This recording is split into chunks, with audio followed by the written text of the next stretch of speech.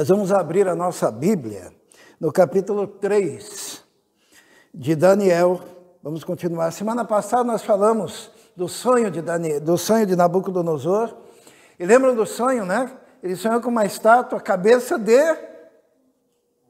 Alguém me fale? Essa parte aqui era de... A parte aqui do meio era quê?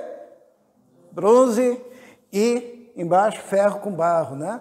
4 reinos. Quais eram os reinos? Cabeça de ouro era o rei Nabucodonosor. Essa parte aqui era o reino Medo-Persa, que era de prata. E daí o reino grego, de bronze. E daí o Império Romano, barro e ferro, né? E depois ainda no sonho viria um reino que não teria fim, que era o reino de Deus. E ali Deus deu então a mensagem, através do sonho de Nabucodonosor, do desenvolvimento da história até a chegada do reino de Deus em Cristo. E Daniel falou: a cabeça de ouro és tu, ó rei Nabucodonosor. Mas o rei Nabucodonosor era um rei egocêntrico, era um rei megalomaníaco, era um rei que se achava. Daí o que ele fez? Nabucodonosor, ele disse assim consigo mesmo: eu sou a cabeça de ouro, mas de jeito nenhum. Eu sou todo de ouro. E daí ele mandou construir uma estátua de ouro inteira, de 30 metros de altura, é um prédio, 3 metros de largura, toda de ouro. Era a estátua do rei Nabucodonosor, porque ele pensou assim: eu sou cabeça de ouro? Não, eu sou ouro inteiro.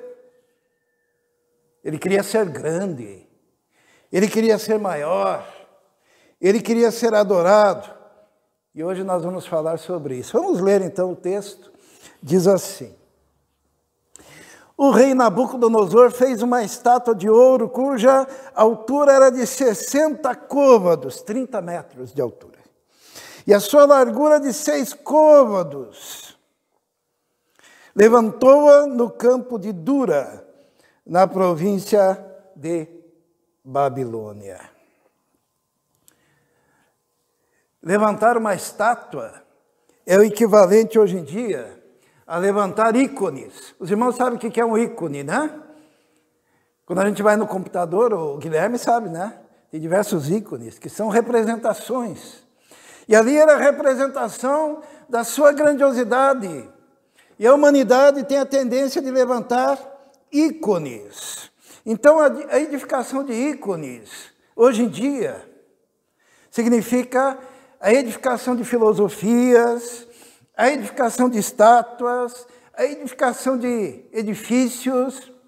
Os irmãos sabem que existem países aí que se orgulham da altura dos seus edifícios, que representam a sua grandiosidade. Quando atacaram os Estados Unidos, atacaram o quê? As torres gêmeas, porque elas representavam a grandiosidade da nação. E quando caíram as torres, houve uma vergonha mundial e era mistério para os americanos pegarem aqueles que derrubaram aquela torre, porque era uma representação, era um ícone daquela sociedade. Tem pessoas que levantam igrejas, ministérios, que representam a grandiosidade de si mesmos. E eles querem ser adorados por isso. E pessoas, né? Ídolos da sociedade moderna, homens que se colocam como parâmetro para serem vistos, adorados pela sociedade. Nabucodonosor edificou um ícone que o representava. Era uma estátua enorme, toda de ouro, com 30 metros de altura. Existe um simbolismo também, porque esse ícone foi edificado na Babilônia. Os irmãos se lembram de Babel? da Torre de Babel. Então, quando se fala da Babilônia, a gente já liga com Babel, né? Porque são representantes de uma continuidade. E a Torre de Babel era o símbolo da independência de Deus, quando eles edificaram aquela torre, e aquela torre tinha a intenção de chegar até Deus, até os céus, trazendo a independência total de qualquer coisa sobrenatural e transcendente. Foi quando Deus olhou de lá e disse: eia, desçamos e vamos confundir as línguas, porque aquela torre tinha sido construída para que os homens ficassem unidos, em desacordo da ordem de Deus. Qual que era a ordem de Deus? Crescer e multiplicar e encher a terra. E o povo dizia: vamos ficar juntos, porque juntos somos fortes. Eles queriam ser um. E Deus olhou: olha, não há limite para o que eles possam construir. E daí Deus resolveu dispersá-los, confundindo as línguas. E é uma ideia daquela época já, do que nós temos hoje, o globalismo, né? O que é o globalismo? É a ideia de nós não termos fronteiras, de nós, como sociedade mundial, sermos um só povo, com um só líder, com uma só intenção e propósito. E isso está sendo construído nos dias de hoje. E vem o iluminismo, lembra do iluminismo? Que acaba dizendo assim: a iluminação de Deus deixa para lá, a iluminação está no homem. O homem é o iluminado. Iluminado pelo quê? Pela ciência, pelo método científico. Assim não precisamos mais de Deus. E vamos construir um ícone, aonde o homem seja o centro, aonde a sabedoria do homem seja central, onde a capacidade do homem de resolver problemas seja única, a ser colocada à frente de qualquer circunstância. E nós vimos isso agora durante a pandemia, né? Toda hora na TV, a ciência, a ciência, a ciência. Uma ciência dogmática, religiosa e não questionável. Sendo que nós sabemos que a ciência só é ciência se ela puder ser questionada, testada, né?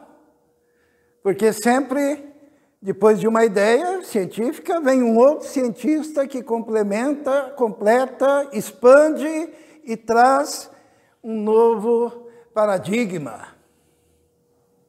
Senão vira religião. Mas o homem no centro é a sociedade que nós vivemos. Significa que existe, irmãos, entre a estátua erigida pelo rei Nabucodonosor, para falar da sua grandiosidade, existe um paralelo muito grande entre esse evento babilônico e os acontecimentos recentes da nossa sociedade. E a igreja, mais do que ninguém, precisa enxergar esse fato. E o primeiro que a gente percebe é que há uma exaltação de uma elite, de um grupo especial, em detrimento do povo, que não tem muito o que dizer, segundo eles. A palavra de Deus nos diz assim: então Nabucodonosor, o rei, mandou reunir quem? Os príncipes, os prefeitos, os governadores, os conselheiros, os tesoureiros, os juízes, os capitães e todos os oficiais da província, toda a elite, para que viessem à consagração da estátua que o rei Nabucodonosor tinha levantado. E o povo? Bastava ao povo obedecer aos ditames daquele rei, déspota e soberano. E ele chama, então, aqueles que têm influência na sociedade. É o primeiro aspecto que nos assemelha a este momento, quando um grande ícone social tem sido erigido nos dias de hoje. Então se reuniram os príncipes, os prefeitos, os governadores, os capitães, os juízes, os tesoureiros, os conselheiros e todos os oficiais das províncias, a consagração da estátua que o rei Nabucodonosor tinha levantado. E estavam em pé diante da imagem que Nabucodonosor tinha levantado. Os irmãos percebem que existe toda uma sociedade calada e toda uma determinação que vem de cima para baixo daquilo que a sociedade deve aceitar e cultuar de uma maneira ou de outra. Hoje nós vivemos a adoração e o culto antropocêntrico. Há uma visão de mundo que tira Deus da história dos homens. Segunda coisa que nós encontramos nesse evento de Nabucodonosor, na construção, no levantamento dessa estátua que o representava, é a instrumentalização da cultura. Nós vivemos isso na nossa sociedade também. Quando a cultura é utilizada para os propósitos dos poderosos. Diz a palavra de Deus que o arauto apregoava em alta voz. Um arauto saiu lá no meio do povo, em todos os cantos daquela sociedade, e dizendo assim: ordena-se a vós, ó povo, ó povos, nações e línguas. Quando ouvirdes o som da buzina, ou da trombeta, da flauta, da harpa, da sambuca, do saltério, da gaita de fole e de toda espécie de música, prostrai-vos-eis e adorareis a estátua de ouro que o rei Nabucodonosor tem levantado. É a instrumentalização da cultura, da música, né? Dos artistas. Quando a gente vê hoje em dia a mesma coisa acontecendo, existe um grupo que surgiu na Alemanha, até o Mateus já recebeu um dos livros dele para ler, né? Que é a escola de Frankfurt, né? E o que eles fazem? Se vocês lerem os livros deles, eles dizem assim: nós conseguiremos modificar o mundo implantando as ideias do socialismo e do comunismo a partir dos meios culturais, a partir da música, a partir das pinturas, a partir da arte, para que o povo abandone qualquer ideia de Deus, porque a visão socialista é uma visão ateísta. Por isso que não existe crente comunista, por isso que não existe crente socialista, por isso que não existe crente de esquerda. Por quê? Porque a esquerda, desde os seus primórdios, apregoa que se deve ensinar, e através da cultura, que Deus não existe. Que a vida surge a partir do momento em que o bebê se faz alguém que tem um contato social. Por isso que eles pregam o aborto até os 9 meses. Existem alguns lugares nos Estados Unidos que uma grávida de 9 meses pode ir numa clínica livremente e tirar o seu filho, aquela criança. Porque ela ainda é um bolinho de carne, só é vida quando tiver contato, olho a olho, face a face, com a sua mãe. Em volta aqui do Brasil, nós temos diversas nações que já aprovaram o aborto até os 6 meses. 6 meses. Praticamente é quando a Rebeca nasceu, né? Quando a criança já está toda formada. Então não existe crente de esquerda, crente que aceita aborto, que é assassinato de crianças, né? Crente que aceita um mundo sem Deus, o ateísmo, né? Crente que aceita valores que são contrários às Escrituras. Por exemplo, não existe crente de esquerda, porque a esquerda defende. E a Bíblia fala do homossexualismo no Velho Testamento. O que dizia no Velho Testamento que deveria acontecer com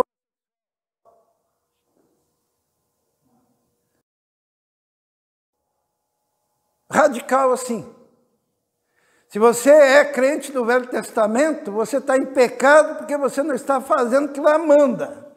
E não que nós estejamos defendendo isso, porque nós não somos do Velho Testamento, nós somos do Novo Testamento. E o que diz o Novo Testamento?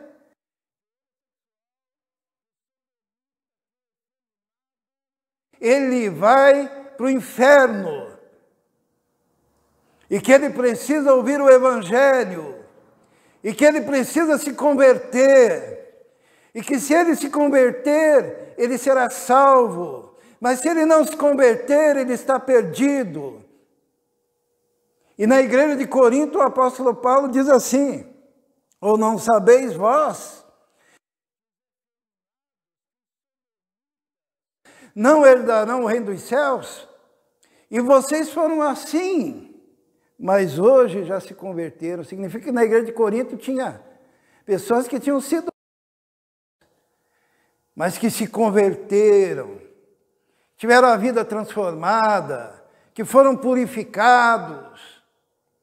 Agora, uma ideologia que defende algo contrário à palavra de Deus, aos princípios do Senhor, ela deve ser rejeitada. Mesmo que ela seja estimulada através da cultura, através da música, da flauta, da harpa, da sambuca, do saltério, da gaita. Não importa. Nós não nos prostramos a isso, porque nós somos do Senhor. E hoje nós vemos a cultura instrumentalizada para a defesa de valores não cristãos. O arauto ia em todos os cantos daquele reino, com música, com banda, com instrumentos, e dizendo: quando vocês ouvirem o toque da trombeta, adorem a estátua de Nabucodonosor. E qualquer que não se prostrar e não adorar, será na mesma hora lançado dentro da fornalha de fogo ardente. Terceira coisa que é semelhante, o estabelecimento de um pensamento único e a cultura do cancelamento. Nós estamos vivendo isso, né? Hoje em dia não se pode discordar. Agora, recentemente, alguém comprou o Twitter. Aquele grande milionário, Elon Musk. É isso, né? E daí o que aconteceu? Nós descobrimos que havia um algoritmo que impediu o crescimento dos conservadores e estendia o crescimento da esquerda. E quando esse indivíduo comprou o Twitter, daí eles foram esconder, porque isso é crime, né? É crime você só mostrar um lado da história para formar a mente, através de uma engenharia social, formar a mente da sociedade. Então eles tiraram alguns elementos desse algoritmo e de repente todos os canais conservadores, não do Brasil, mas do mundo, começaram a ganhar 200 mil inscritos, 100 mil inscritos, 50 mil inscritos, do dia para a noite. E os canais de esquerda começaram a perder, e perdiam 200 mil, 300 mil, 100 mil, 50 mil, porque havia uma manipulação para fazer o quê? O estabelecimento de um pensamento único na sociedade. Por exemplo, Eu, quando estava estudando, eu era o pensamento e a voz divergente numa turma de mais de 40. Por quê? Porque qualquer um que falasse Deus seria ridicularizado. Qualquer um que dissesse a Bíblia seria ridicularizado. Porque o pensamento único era a não existência de Deus, e o pensamento único era que a pessoa nasce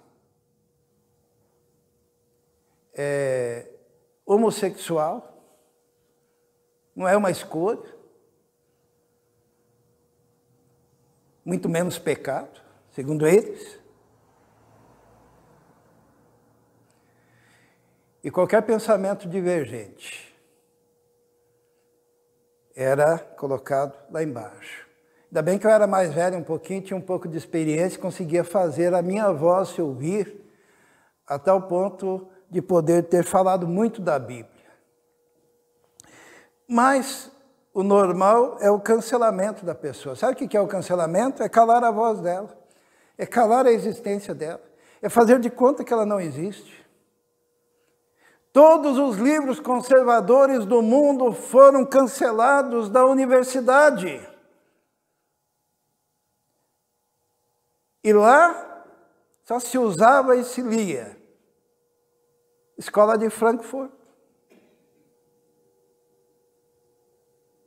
Somente.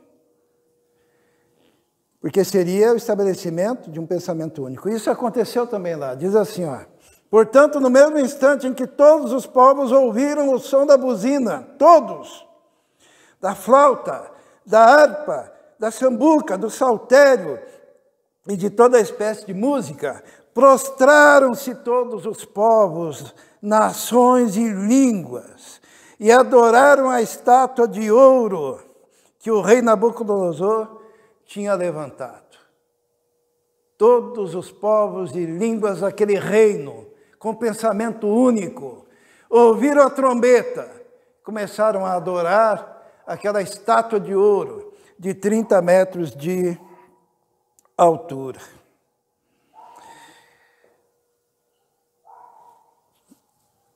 Ainda não tinha aparecido um pensamento divergente.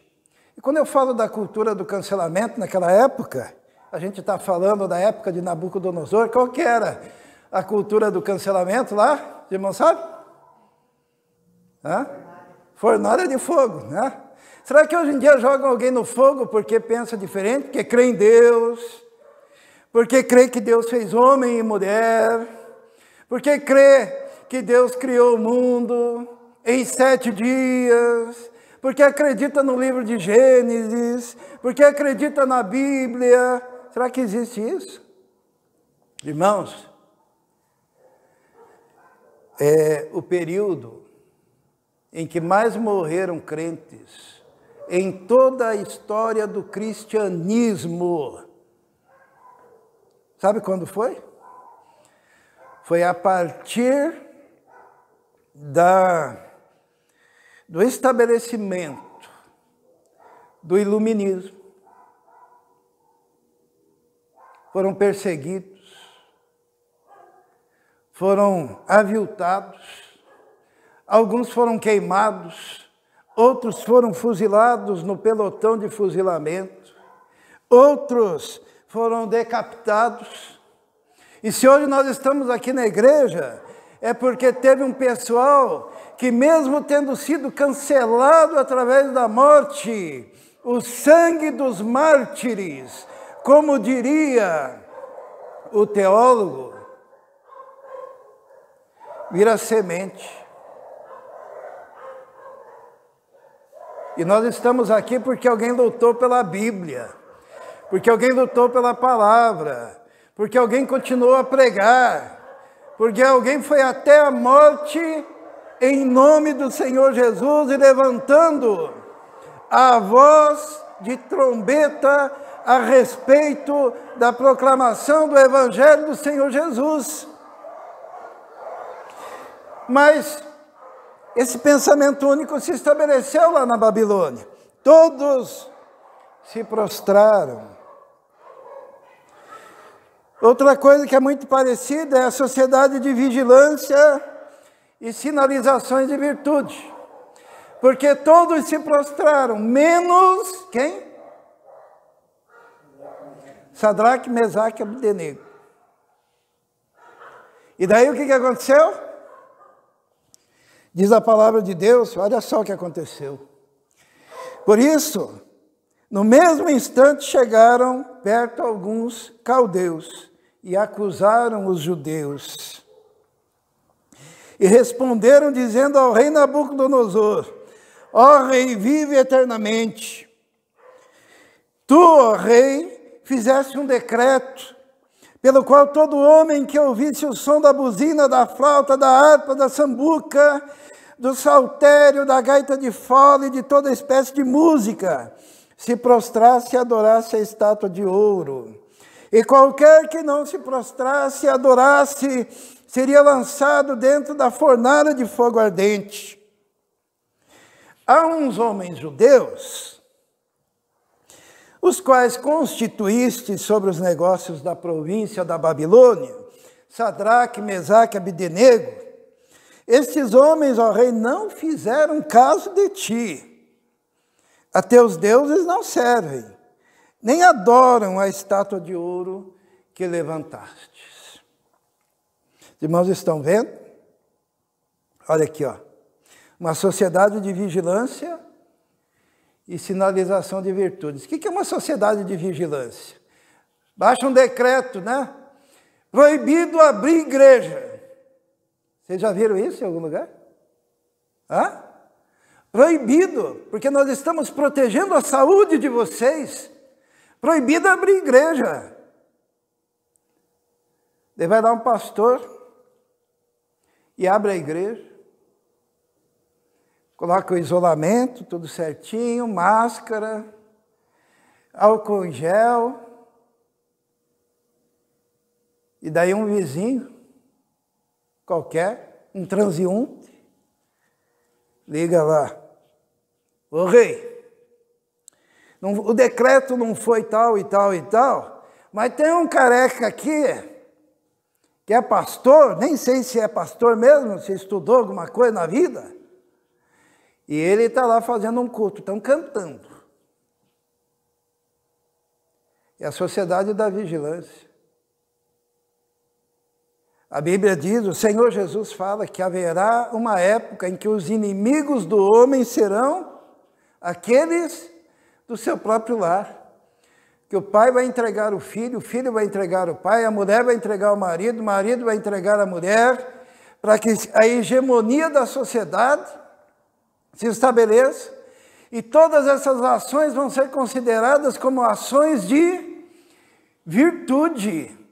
Porque a pessoa precisa demonstrar virtude, né? Para a sociedade. Eu sou bom, por quê? Porque eu faço isso, eu faço aquilo, eu estou dentro da cartilha.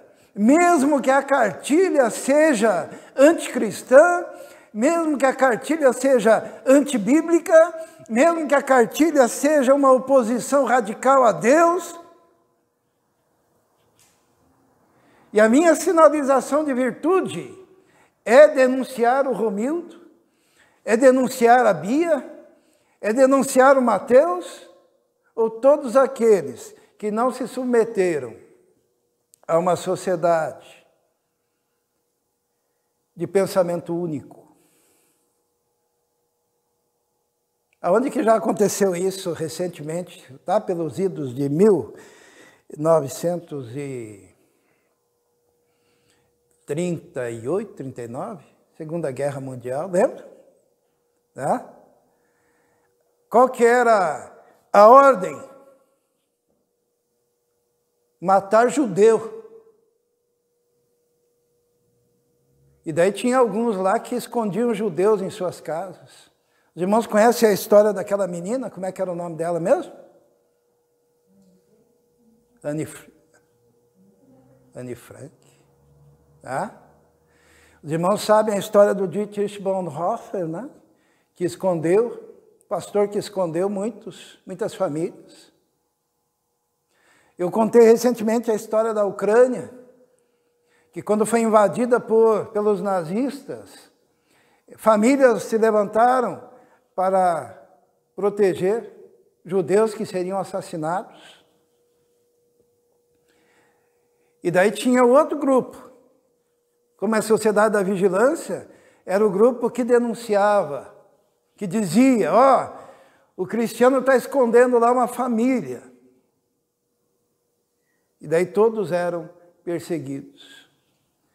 E eu quero dizer, irmãos, que nós estamos nos aproximando de uma sociedade de vigilância e com sinalizações de virtude, porque a virtude vai ser eu denunciar o outro.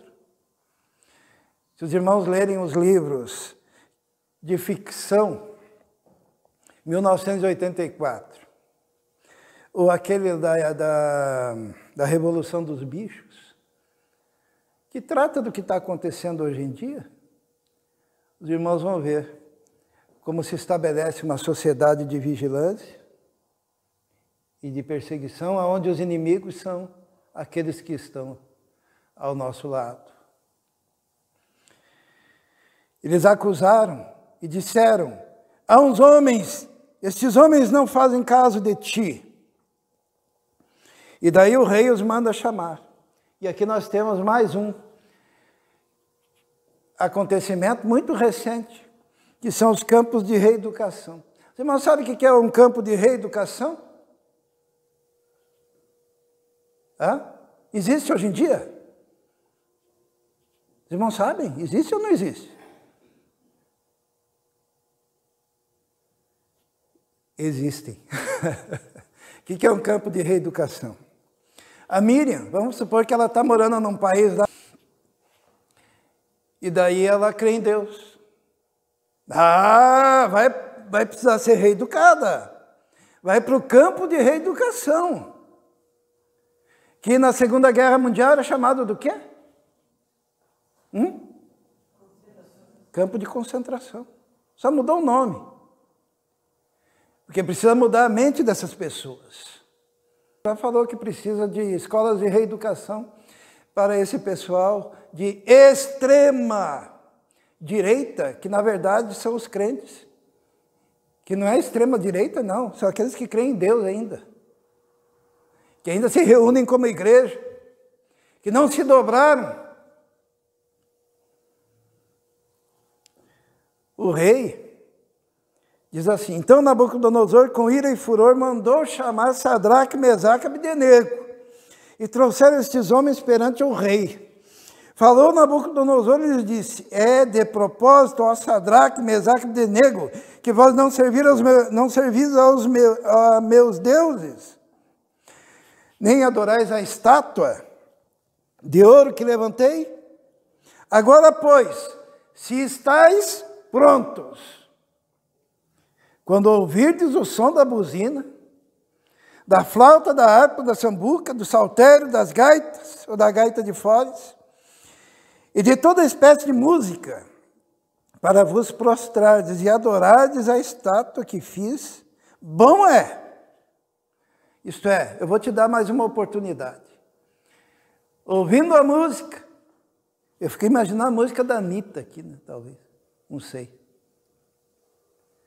Ou as minhas meninas aí estão lá em música clássica, né? Músicas de coral, também. É a cultura. Mas quando ouvirem essa orquestra, se estáis prontos, adorem a estátua. Mudem a cabeça, mudem a mente, enquanto há tempo, porque as consequências virão. E ele diz assim, mas se não adorardes, sereis lançados na mesma hora dentro da fornalha de fogo ardente. E quem é o Deus que vos poderá livrar das minhas mãos? Nós vivemos uma sociedade que está caminhando para isso. E como vencer tal estado de coisas e glorificar a Deus numa sociedade adversa? Nós vamos falar rapidamente sobre isso. Não negociando valores eternos. Nós recebemos valores eternos. Nós recebemos valores que não podem ser negociados. Ainda mais esse povo aqui, né? Que nasceram, a maioria, em igrejas que pregam o evangelho da graça de Deus. Quem conhece o Senhor, quem conhece a sua palavra, não negocia. Mesmo diante da morte. Responderam Sadraque, Mesaque e Abdenego e disseram ao rei: não necessitamos te responder sobre esse negócio. Eis que o nosso Deus, a quem servimos, é que nos pode livrar. Ele nos livrará da fornalha de fogo ardente e da tua mão, ó rei. E, se não, fica sabendo, ó rei, que não serviremos a teus deuses, nem adoraremos a estátua de ouro que levantaste. Eles estão dizendo o seguinte: rei, tem um Deus que pode nos livrar, mas se ele não nos livrar, mesmo assim nós não negociamos. Porque tem a teologia da prosperidade que diz que para Deus não existe senão, né? Só existe o sim, né? Não, ó, Sadraque, Mesaque e Abdenego, o que eles disseram? Deus nos livra, mas se não livrar, a gente vai do mesmo jeito para a fornalha, mas não negociamos valores. E quem está na universidade não negocia valores. Quem está no trabalho não negocia valores. Quem está nessa sociedade não negocia valores. A palavra de Deus não foi feita para você negociar, mas para você obedecer. E quando você começa a negociar, você escapa da fornalha dos homens.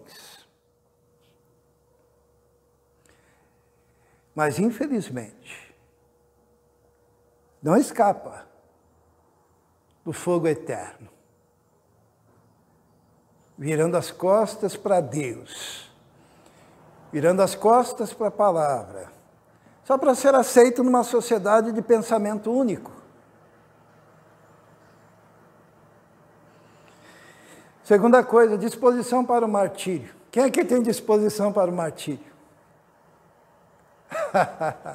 Nós vivemos hoje uma sociedade que, se você não estiver pronto para morrer, você não está pronto para ser de Jesus. Disposição para o martírio é morrer por aquilo que você crê. Sabe por quê? Existe um princípio muito simples. Bons motivos para viver são bons motivos para morrer. Entendem isso? Se você não tem valores pelos quais você daria a sua vida é um fracasso. Porque você não está abraçado a valor eterno nenhum. Você negocia esses valores insignificantes da sua existência. Mas se você está atrelado a valores eternos, você diz: olha, o meu Deus, Ele pode me livrar, mas se não me livrar, mesmo assim, não vou ceder. Porque eu estou mais propenso a morrer do que a pecar.